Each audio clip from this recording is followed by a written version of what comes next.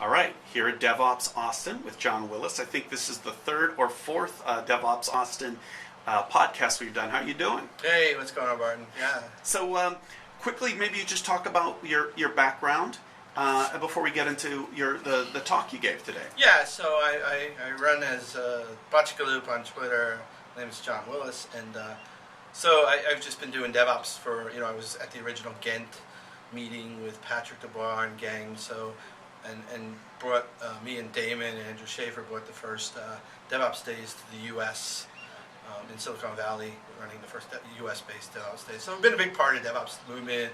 Austin is one of my favorite DevOps days to visit. Last year was the first year I missed, so 2 years ago we had a great podcast just like that. Okay. And then recently I started a company called Socket Plane that got acquired by Docker. So now I'm actually an employee of Docker Inc. Very cool. Well, now, as I said, you did an amazing talk today. I really like the way you took the theme of guns, germ, and steel and sort of tweaked it, guns, germs, and microservices. Maybe you could start with the conclusions and then talk about how you applied the thinking. Yeah, so the head fake is that the final conclusion is it's data gravity, containers, and microservices as the new guns, germs, and steel. And I'll talk about that in a second. But the idea is that you start thinking about containers. I happen to work with Docker now. I think it has the kind of higher velocity than most other containers right now. So the idea of this kind of marriage between microservices, or this convergence of microservices and containers, aligned with this idea that we are now collecting more data and will collect orders of magnitude of data.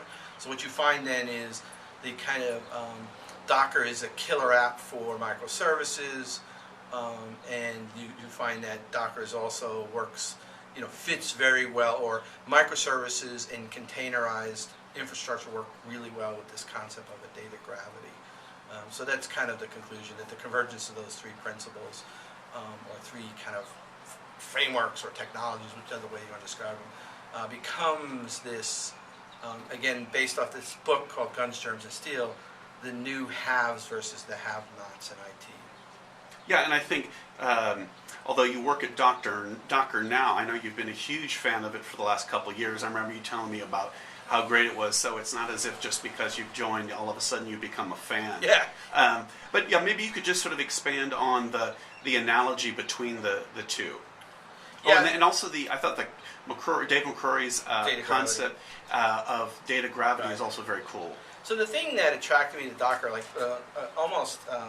probably Docker was about 2 years old, about 3 or 4 weeks ago. I would say probably 28 months ago, I got pinged by a good friend of mine to talk to them about maybe becoming an evangelist. So the original Docker company was a public PaaS called .cloud. They built a lot of infrastructure to create a very efficient PaaS, and that at which point, probably about 28 months ago, they started thinking about a pivot where instead of trying to sell the public PaaS, they would take this technology that they had done, very much like Heroku and many of the other PaaSes had done, and just open source that and make that their strategy. And I got pulled into an early discussion with some of those guys, and I had already struggled with trying to get containers to work at scale, and when I used Docker, I was like, this is a perfect timing, a perfect encapsulation of a technology that most people don't understand, and I immediately thought that this is going to happen, and I fell in love with their implementation of Linux containers.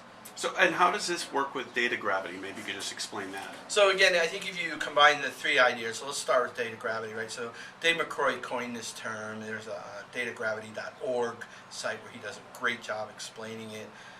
Basically, like I said in my presentation, the Botchagaloop definition of data gravity is typically we've been in industry, or our mindset in IT is to move data to compute.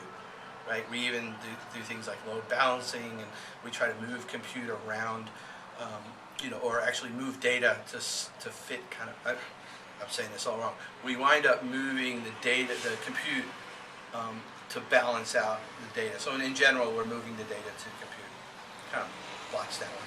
But what data gravity suggests, in my definition, is we've changed that paradigm to we move compute to data. So there are pockets of data, and then if you throw in IoT and the idea that like there's going to be orders of magnitude of data gathering and analytics, we could get to the point where we really can't move the data. So then this paradigm of thinking about how you start using compute models that go towards the data. And so this is where containers kind of can be more beneficial than VMs, because containers instantiate in 350 to 500 milliseconds, right? Where your average VM could be 1.5 to 2 minutes. Because of the nature of the images, particularly with Docker, you could build a service stack in containers, because they're binaries basically. You just instantiate the infrastructure and glue the infrastructure through some meta like a zookeeper or a console, some form of a registry. You put all that together, and literally you can instantiate server stacks in seconds. And if you think about the classic way that we instantiate server stacks with VMs and configuration management, that takes 2, 5, 7, 10, 15 minutes. And if you add the fact that the idea that we might now run hundreds or thousands of computes against pockets of data, then that instantiated time is going to become critical. You combine that with a new methodology of bounded context services like microservices, domain kind of driven service architectures, again today called microservices.